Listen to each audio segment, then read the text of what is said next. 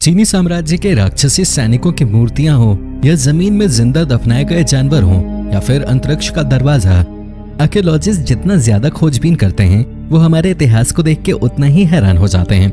आप भी हो जाइए तैयार हैरान होने के लिए। आइए जानते हैं कुछ वियर्ड आर्कियोलॉजिकल डिस्कवरीज के बारे में।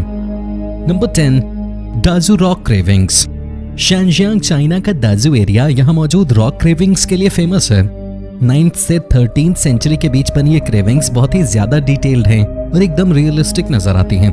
हैरानी की बात यह है कि 1000 साल पुरानी होने के बावजूद आज भी ये शानदार स्थिति में है। शैनजियांग के पूरे एरिया में लगभग 102 क्रेविंग्स हैं। वैसे तो ये हैरान करने वाले नहीं हैं, लेकिन इस पूरी सीरीज के 2 स्टैच्यूज काफी ज्यादा वियर्ड हैं।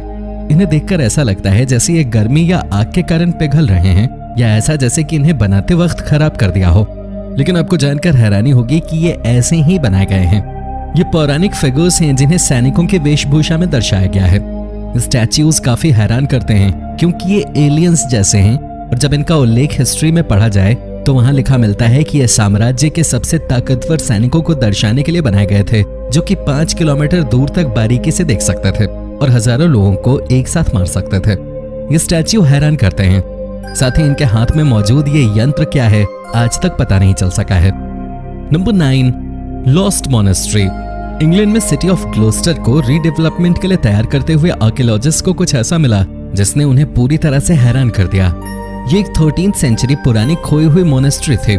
कोस्टवॉल्ड आर्कियोलॉजिस्ट की टीम की लीडरशिप में जब इस पर रिसर्च की गई तो पता चला कि ये व्हाइट फ्रायर्स की एक खोई हुई जगह है।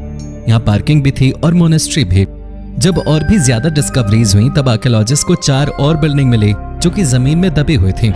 ये सब व्हाइट फ्रायर्स से जुड़ी हुई थी। व्हाइट फ्रायर्स एक तरह के संत हुआ करते थे जो कि ग्लोस्टर शहर में रहते थे। इनके होने के उल्लेख किताबों में मिल जाते हैं, लेकिन ये कहाँ रहते थे ये पता किसी को नहीं चल पाया था। ढूंढी गई साइट को ठीक तरह से प्रिजर्व कर दिया गया है ताकि व्हाइट फ्रायर्स के बारे में और रिसर्च की जा सके। Number 8, ancient table. आर्कियोलॉजिस्ट को हाल ही में एक गोल सिलेंडर के आकार का पत्थर मिला है जो लगभग 165 पीसी का है। इस सिलेंडर पर ग्रीक भाषा में काफी कुछ लिखा हुआ है। यीशु के जन्म से 165 साल पहले का ये सिलेंडर यीशु के जन्म से जुड़ा हुआ है। ग्रीक भाषा का सिलेंडर इराक में मिलना आर्कियोलॉजिस्ट के लिए सबसे पहली और सबसे बड़े हैरान करने वाली बात थी। कुर्दिस्तान में मिला ये सिलेंडर जब ट्रांसलेट किया गया तब ये पता चला कि इसमें ईसा पूर्व 2री शताब्दी के राजा का जिक्र है और ये उन्होंने ही बनवाया था। सिकंदर के विश्व दौरे के समय ये इराक तक आ पहुंचा होगा। पूरे एशिया में ग्रीक चीजें मिलती ही रहती हैं, लेकिन ये उनमें सबसे ज्यादा अलग है। Number 7, table link to Noah's ark. हिंदू धर्म में मनु का जिक्र है जिन्होंने भगवान के कहने पर एक नाव बनाकर अपनी प्रजा को दुनिया खत्म होते एक तूफान से बचाया था। उसी तरह बुक ऑफ जेनेसिस नाम की किताब में नोआ का जिक्र है। नोआ ने अपने बच्चों और अपनी पत्नी के साथ गॉड के आदेश पर तूफान में नाव चलाई थी और केवल वही थे जो कि तूफान में बच पाए थे। उनके बच निकलने के बाद नाव, जो कि एक बड़ा जहाज था, उसे माउंट अरारात पर टिका दिया गया था।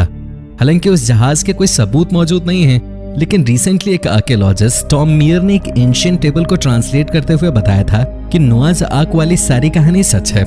3700 साल पुराने इस टैबलेट पे बेबीलोन की बाढ़ की पूरी कहानी लिखी हुई है और ये वही साल है जब नोआ की घटना घटी थी। डॉक्टर इरविंग नाम के एक जाने माने आर्कियोलॉजिस्ट ने यह बताया कि टैबलेट बताती है कि एक बड़ी सी आर्क जिसमें लोगों को बचाया गया था वो तुर्की में है, जहां माउंट अरारात पड़ता है। कुछ वैज्ञानिकों ने इसका सपोर्ट किया था तो वहीं कुछ ने इसे झुठला दिया था। आपको क्या लगता है, क्या नोआ की कहानी असली है? हमें कमेंट करके जरूर बताएं। Number 6, Turfan balls. Yanghai cemetery में हुई नई डिस्कवरी में 3 लेदर बॉल्स ढूंढी गई हैं। इन लेदर बॉल्स को टर्फन बॉल्स का नाम दिया गया है क्योंकि ये बॉल्स टर्फन नाम के खेल से जुड़े हुए हैं। यूरोप और एशिया के सबसे पुराने खेलों में से एक टर्फन गेम शुरुआत में चाइना में खेला जाता था और ये बॉल्स लगभग 3000 साल पुरानी हैं। टर्फन खेल घोड़ों से जुड़ा खेल था। इसे आज के पोलो की तरह भी देखा जा सकता है। हालांकि इस बारे में अभी कुछ कहा तो नहीं जा सकता, लेकिन इतना तो पता चल ही गया है कि बॉल्स गेम की शुरुआत एशिया में ही हुई थी। Number 5, ritual bath. इजराइल के लोअर गैलिली हिस्से में खुदाई के दौरान आर्कियोलॉजिस्ट को कुछ ऐसा मिला जिसने इतिहास के नए पन्ने खोल दिए। ये एक 2000 साल पुराना स्ट्रक्चर था जिसे मिकवा के नाम से जाना जाता है। मिकवा नहाने से जुड़ा हुआ स्ट्रक्चर है जिसमें लोग रिचुअल बाथ के लिए आया करते थे। ये रोमन साम्राज्य से जुड़ा हुआ स्ट्रक्चर है जिसका वजन तकरीबन 57 टन है। ये यहूदियों के विशुद्धिकरण के लिए प्रयोग किया जाता था।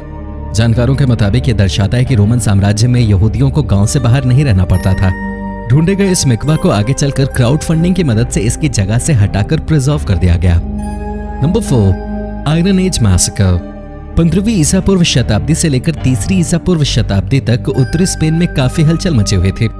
ये अपनी सबसे अधिक जनसंख्या के स्तर पे पहुंच गया था और इसमें तकरीबन 1500 लोग रह रहे थे।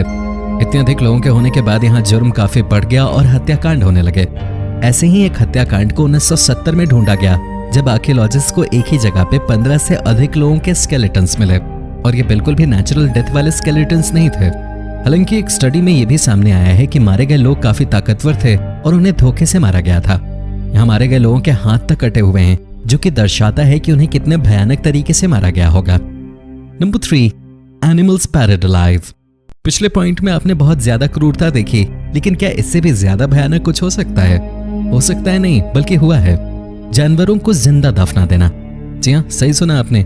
ऐसा होने के सबूत माइजो अमेरिकन कल्चर में मिलते हैं, जहां जानवरों और इंसानों का बलिदान मैंडेटरी समझा जाता था।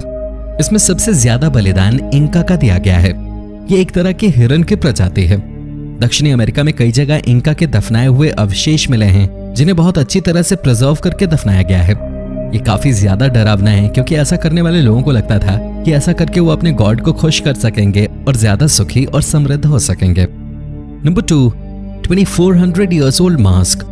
इस साल के सितंबर में तुर्की की न्यूज कंपनी एंडालो ने कुछ ऐसा रिपोर्ट किया जिसने सबको हैरान कर दिया।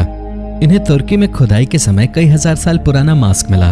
हमारी आज की दुनिया में हम पैंडेमिक से जूझ रहे हैं, इसलिए मास्क पहनना काफी जरूरी है, लेकिन आज से 2400 साल पहले मास्क का होना हैरान करता है। वो भी ये किसी इंसान का नहीं, बल्कि एक गॉड का मास्क है। जी हाँ, सही सुना आपने। ये मास्क है डायनोसिस गॉड का। ये मास्क पत्थर का बना है और उनकी मूर्तियों पे लगाया जाता था। ये एक रिचुअल की तरह था, जिससे कि लोग खुद को पापों से मुक्त कर सकते थे। पर्शियन साम्राज्य के समय का ये मास्क तब के लोगों की क्रिएटिविटी को दर्शाता है। Number 1, Los Sapos sweat bath. हमारी लिस्ट में नंबर 1 पर है Los Sapos sweat bath. Sweat bath को सेहत के लिए काफी बेहतर माना जाता है और मॉडर्न ह्यूमन सोना जैसे स्वेट बाथ का यूज भी कर रहे हैं। लेकिन ये एक्सपेरिमेंट आज से नहीं, बल्कि काफी समय पहले से चला आ रहा है। Sweat bath MyJio American culture का भी एक बहुत ही ज्यादा महत्वपूर्ण हिस्सा हुआ करते थे। इन्हें स्वास्थ्य से जुड़े फायदों के लिए प्रयोग किया जाता था। इस साल ग्वाटेमाला में काम कर रहे कई वैज्ञानिकों को खुदाई के दौरान हड्डियां, औजार इत्यादि मिले। जब उन्हें ठीक से जांचा गया तो वो जिस जगह खुदाई कर रहे थे वो एक स्वेट बाथ वाली जगह पाई गई। 250 से 550 ईडी के बीच ये स्वेट बाथ माया सभ्यता से भी ताल्लुक रखते हैं। ये स्वेट बाथ काफी डेकोरेटेड रहती थी और इनकी दीवारों पर किसी लेडी की इमेज को कुरेदा जाता था। ग्वाटेमाला में मिली ये बिल्डिंग अपने आप में बहुत ज्यादा अजीब है। आप इस इमेज को देखकर इस बात का अंदाजा लगा ही सकते हैं कि ये एक स्वेट बाथ से ज्यादा है। लेकिन आखिर ये है क्या, इसका जवाब अब तक नहीं मिल पाया है। बाद में आर्कियोलॉजिस्ट को रिसर्च में यह पता चला कि स्वेट बाथ बिल्डिंग के दरवाजे और दीवारों पर एम्फिबियन गॉडेसेस को कुरेदा गया है। इन गॉडेसेस को स्पेस और अंतरिक्ष से जोड़कर देखा जाता है। हालांकि इस बिल्डिंग के मिस्ट्री को अब तक सुलझाया नहीं जा सका है। तो दोस्तों, ये थी कुछ हैरान करने वाली डिस्कवरीज। हमें कमेंट करके जरूर बताएं कि ग्वाटेमाला की मिस्टीरियस बिल्डिंग में आखिर क्या होता होगा। क्या वो अंतरिक्ष का द्वार थी? कमेंट करके जरूर बताएं।